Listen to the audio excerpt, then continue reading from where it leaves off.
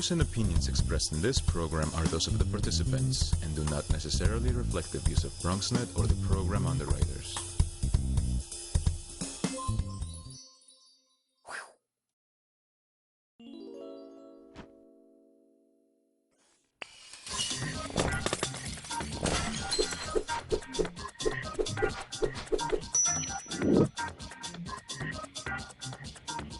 Hi, I'm Eileen Newman, and welcome to Mission Bronx. Mission Bronx is a show dedicated to showing you the incredible work being done by nonprofits here in the Bronx. The show is a collaboration between BronxNet and the Center for Bronx Nonprofits at Hostos Community College. On our last show, we looked at what it is to start a nonprofit. What is a nonprofit, and who are some of the people working in nonprofits? But today, the weather is too beautiful, so we had to get out of the studio. So we're here on the Bronx River, visiting with Rocking the Boat, an extraordinary organization that does boat building with kids. So come with us and meet Rocking the Boat.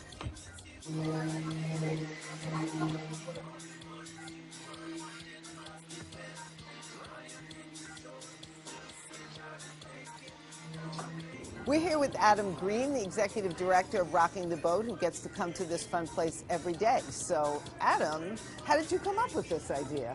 Oh, well, it's great to have you here, Eileen. Rocking the Boat started as a volunteer project when I was a junior in college. I took a semester off and volunteered at a junior high school, and the teacher said he had a dream to build a boat and wondered if I wanted to try to do it, and I had never done anything like that before, but it sounded like fun. So we, over the next 8 months, worked and built a little 8-foot dinghy from scratch and put it in the pool at the basement of the school at the end of the year, and it floated. And it was just one of the most, well, it was probably the most inspiring, exciting experience that I'd ever had, and I think the kids felt about the same way. And I thought, you know, I want to keep on doing this. I never knew that. Yep. And I've known about Rocking the Boat for a while, but I had no idea that that's how it started. So I met somebody today who said, yeah, I knew Adam when he was building a boat down in some office building, and there was no window. And so where did you go from the basement? From that classroom in East Harlem, I actually went to a place you might recognize called Hostos Community College. Right. And the first boat we ever built in the Bronx was a 275 Grand Concourse, and we built it in a little administrative office. Unfortunately, the door was not large enough to bring the boat out of, so actually, with a little leverage from the New York Times, and Pete Seeger got the administration to break down the wall, and the New York Times quoted me as saying we're building boats and breaking down walls, and neither of them are metaphors, which was really a fun thing to be able to see in the New York Times. And from then, I really wanted to work in a community, and not in a community college. And we hooked up with an organization, wonderful organization called New Settlement Apartments in the West Bronx, in the Mount Eden neighborhood, and they gave me a shop basement space in one of their apartment buildings. So it was underground without windows, but it was right where people live. And so really from then, that was in 1998, we started building boats literally, physically in the community of the people who we were serving, and we've been doing that ever since. And how did you get here? Well, here in Hunts Point, Hunts Point's an amazing place for many reasons, but one that most people don't think of is it's called Hunts Point for a reason. It's a peninsula sticking out into the Bronx and the East Rivers. It's surrounded by water. And when I was thinking about a place to build boats with kids that we could actually use, I thought immediately of Hunts Point, and specifically of the Bronx River, which is this gorgeous, gorgeous body of water that is completely accessible and calm and quiet. And even on a windy day like today, and we'll see kids sailing and rowing, they'll be completely safe. And so I was looking in part for an environment that facilitated the kind of programming we run. And I think probably the only organization in Hunts Point, if not in the entire Bronx, that can say we're here because of the geography. Which is amazing because that river has been so dormant and not used. Yeah, and but you've really made changes to the river too, aren't you? Working with other organizations on the river? Our environmental work on the Bronx River is entirely in partnership with others. So it's very important for us to remember that we are an educational organization, not an environmental science organization, not a group of professional boat builders. So we work with external partners who have all the broader wisdom. So on the Bronx River, we do a great deal of work with the Bronx River Alliance, specifically around water monitoring. We do work with the EPA on a bacteria monitoring project. This summer, we're working with the University of Connecticut growing seaweed as what's called a nutrient bioextraction process, where we're using natural materials to extract nutrients, which is really sewage, out of the river. We grow oysters for the same purpose. These are not oysters you would want to have for dinner, but they do an amazing what's called ecosystem service. And that project is with Billion Oyster Project and the Natural Resources Group.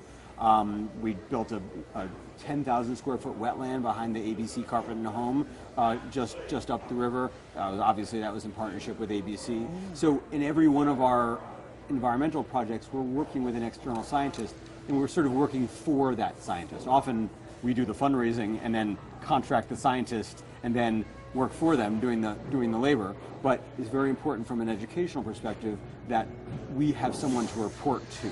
Because otherwise kids might say, well, what's the point? I'm just doing water monitoring. And by saying, well, actually the Bronx River Alliance is doing a longitudinal study of Bronx River water quality, this data is really important. It's going to help to decide future priorities for the river. So there are a lot of kids here. How many kids go through this program, and is it only in the summer? So Rockin' the Boat is a year-round program. We run on a 3-semester schedule for our long-term engagement, after school and summer programs, but then we run year-round for our school-based programs. These days, annually, we serve about 4,000 people. About 3,800 of those participate in our community rowing programs on Saturdays and Sundays, actually about 2,000 in that program, and then another 1,800 in our group programs. We run programs for school groups during the school day. We run summer camp programs over the summer. So right now, for example, the Hunts Point Alliance for Children has a group of 15 kids doing a 2-week-long camp program with us. But then we have our whole series of much more long-term intensive programs. The kids behind me in the boat shop are among the youth development students right now. So every semester we work with about 90 kids in our youth development, job skills, and program assistant programs. These are 9th through 12th graders, and program assistants are actually locally in college. They help us and come back to help run our programs. Those kids are involved for semesters at a time and then years at a time. All 3 levels get social work support. So we have 3 social workers on staff, one who works with 9th and 10th, another with 11th and 12th, and another with our graduates, our alumni community, and help to reinforce all the really essential elements of what they need to be successful in life. One of the things we've found is that though these mediums are tremendously powerful, building boats, sailing, environmental science, it's not enough to help you deal with major family crises or get through high school when you're failing or navigate really, really complex college application and financial aid processes. And so it's the social work support that really leverages the kids' experience here and projects it into what they need in their external lives. I don't think we'd ever be able to reach the outcomes this year. For example, all 16 of our high school graduates have already been accepted to college, about a third of them on full scholarships. We'd never be able to do that without the role of our social workers. So every year, every semester we have about 90 kids. Every year we have about 200 because so many kids stay for semesters and years at a time. And how do they find their way to you? So a lot of Rocking the Boat kids find us through word of mouth.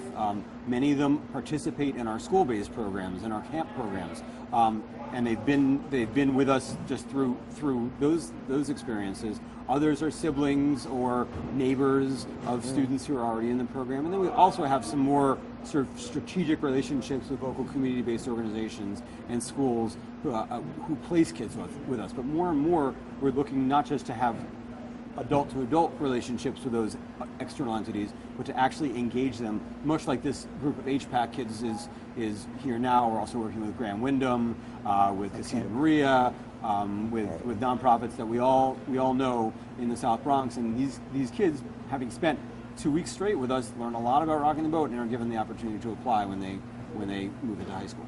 So I have a question about the whole process of the kids getting on the water. Is that something that this is relatively safe to be in here and working on the boat? Well, keep in mind they're using dangerous power tools. They are, but do any of them have a fear of the whole piece of actually getting in the boat and getting on the water? Yeah. I'd say parents are often more concerned about which is why going on the water. Because I would be that parent. Right. But kids are, I think so much of it is that they see their friends doing it. It's being normalized. And then I think with our program assistants who are former students, they see older kids modeling the same behavior in a really positive way. Right. I mean, we're taking 2,000 people out rowing on Saturdays and Sundays from Hunts Point Riverside Park this summer. And these are just random folks who show up to have a barbecue and a birthday party, and they're coming out on the water with us, which tells me that they're really actually not all that scared once they see it. These very stable boats with these very competent staffers in each one of them on a very calm, gentle river is a perfect combination to introduce a whole community to a resource that it never knew existed. And then the irony, of course, is that Hunts Point is currently the poorest zip code east of the Mississippi, and this is really one of the richest resources anywhere in the Northeast and certainly in New York City. So to be able to pair such an impoverished population with such a rich natural resource and show them how it can really enrich their lives is phenomenal. That is wonderful. So is it just kids who work here? I saw parents here. So do grown-ups get a chance to try this? It really is mostly kids, but we do have some special guests, parents and others from time to time. Are you hinting at something, perhaps? I'm hinting. Maybe, would you like to get a chance to do a little work on the boat? I would love to do that, yes. I think we can arrange that. Perfect.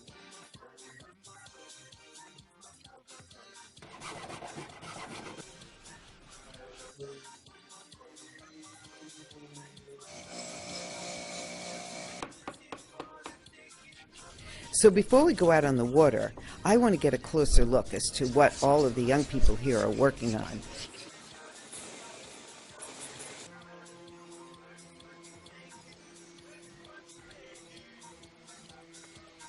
I'm hoping to get a private lesson so that I can help on one of these boats.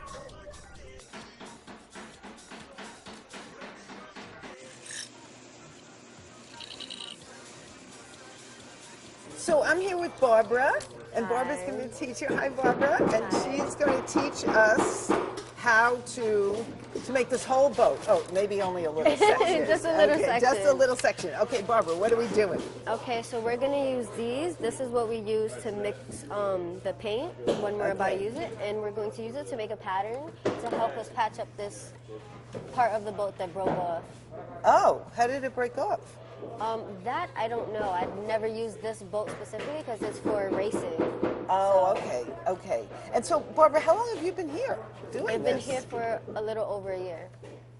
Wow. Yeah. And do you go to school near here? Yeah, I actually go to school near Southern Boulevard. It's not too far from here. And what grade are you in? I'm a senior. Good for you. So are you going to graduate and become a boat builder? No, but it's a side project that I would still be involved in. That's great.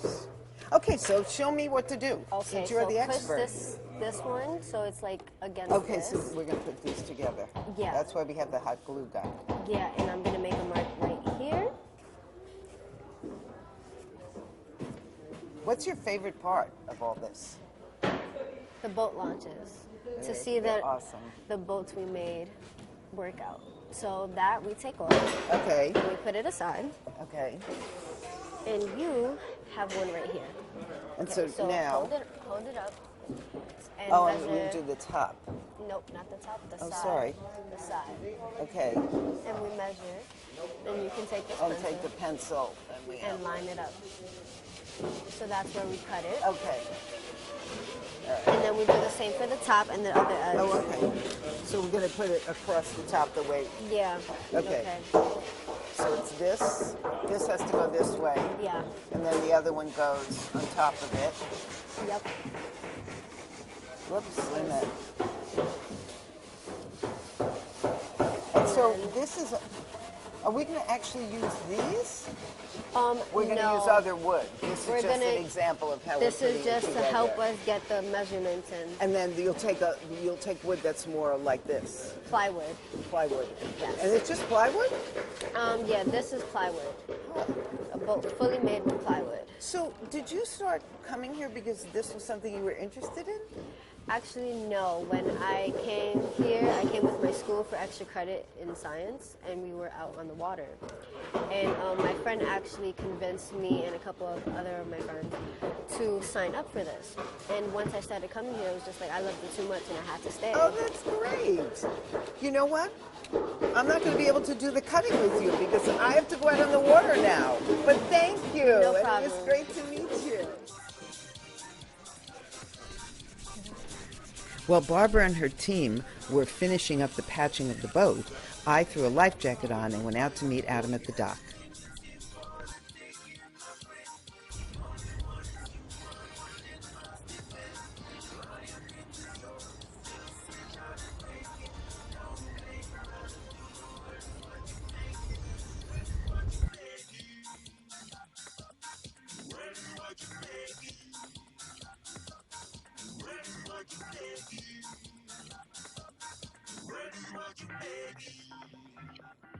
Right, well, this is going to be awesome. It is a gorgeous day, and this It is. really, But really look, there's nice an wind. egret over there. Yeah, there are amazing, amazing wading birds on the Bronx River. Egrets, herons, and cormorants, and you can get osprey every so often. So we are going to hop on the powerboat and head out to the mouth of the river where our sailing program is happening. Oh, so they're out there on sailboats now? Yeah, so the Bronx River is very narrow, and it's beautiful and perfect for rowing, but for sailing it doesn't work so well. You need a lot of space for sailing. Right. So we're going to head out to the mouth. It's about a mile from here. Take us about 5 minutes on our powerboat, and we're going to check them out. Great.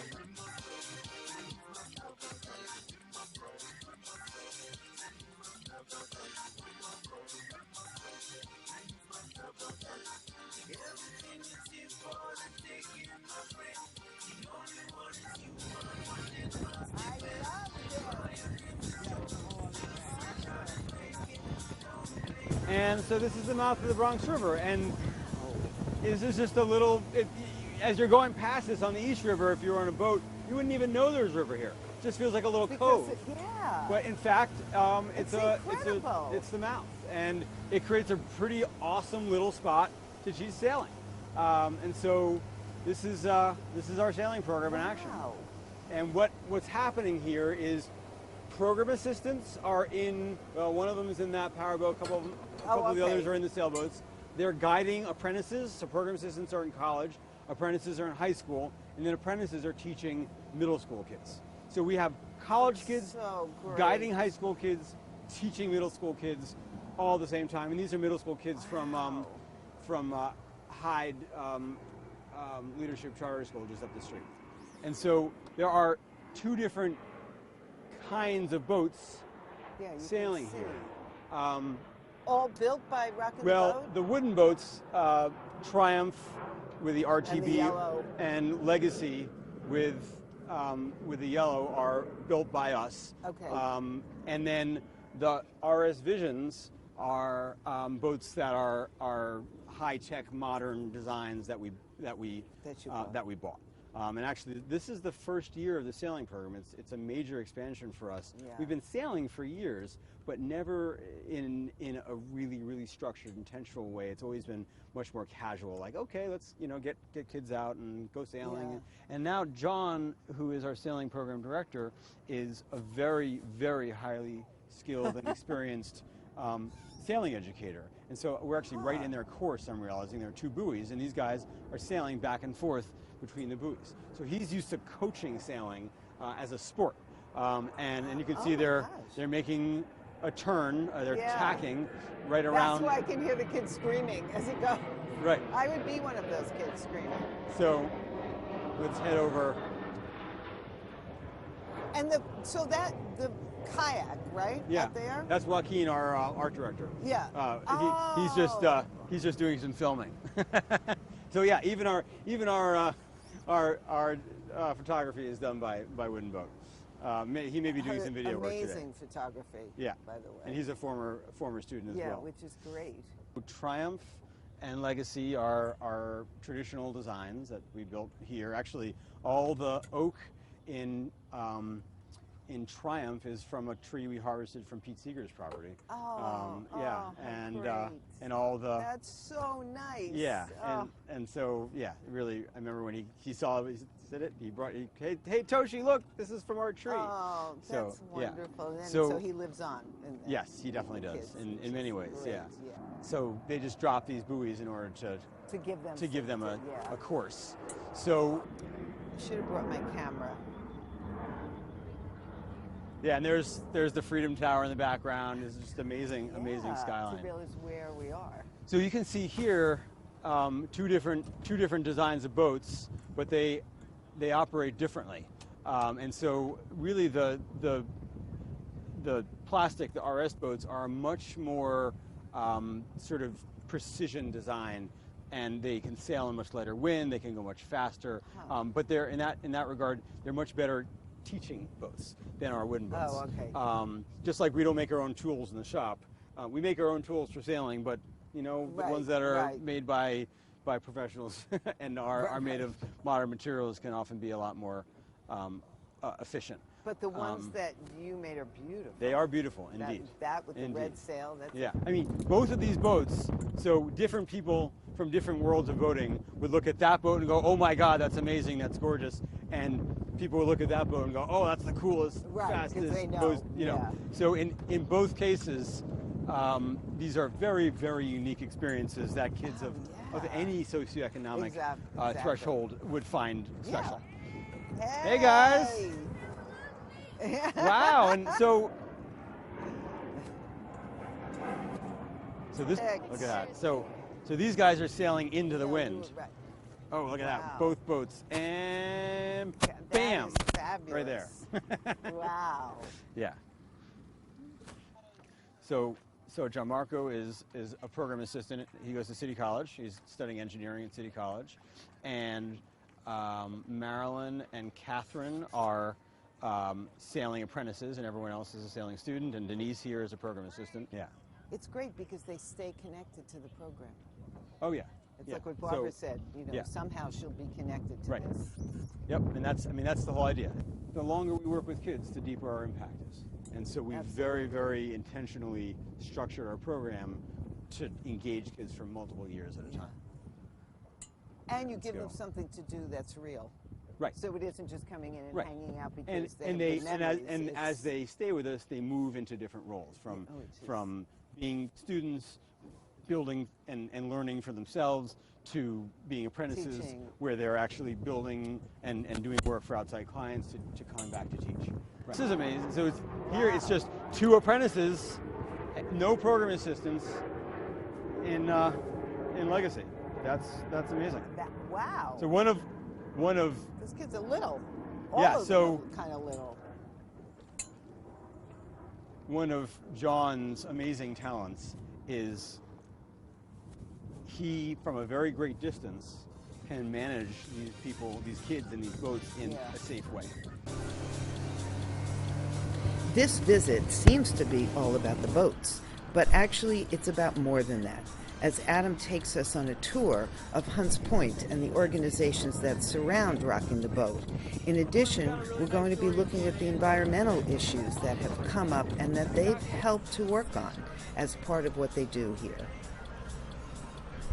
So Hunts Point is a neighborhood.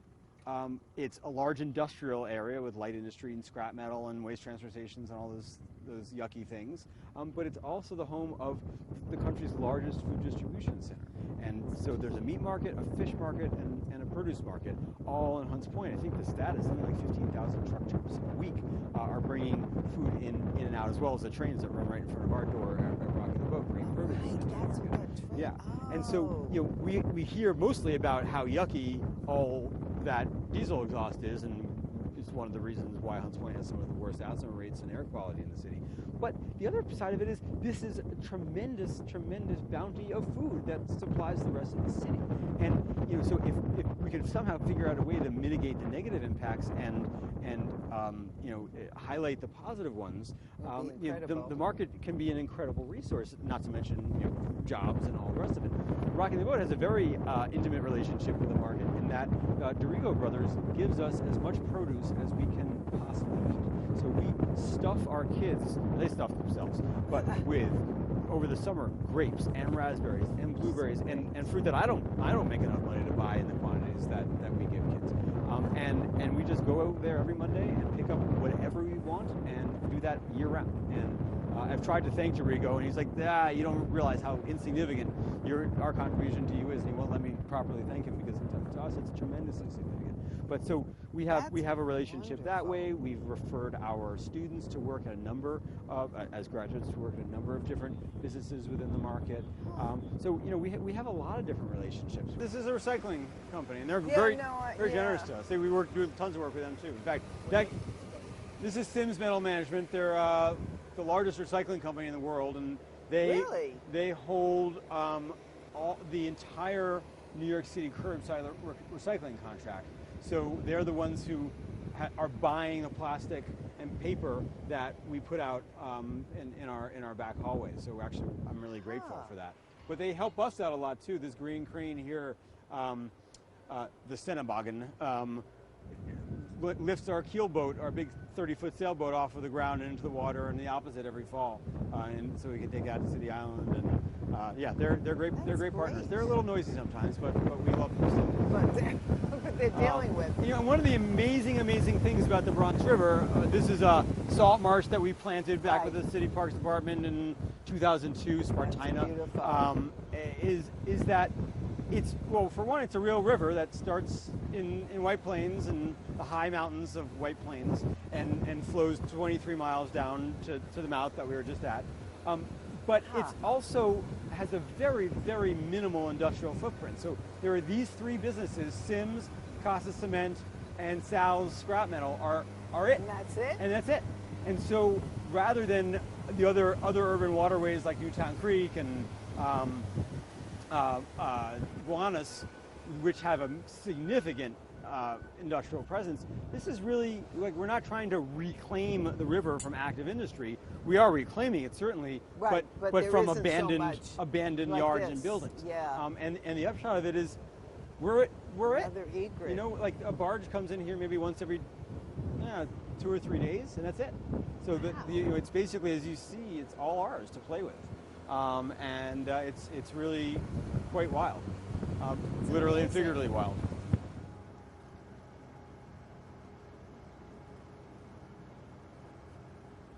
So until 2010, ABC Carpet and Home's 30,000 square foot parking lot was all of the runoff, the hydrocarbons that come from gas and oil, were going into a well and being mechanically pumped into the river right out of those white PVC pipes. You could see down the side of the river just a mess of shiny colors that you knew something wasn't right about.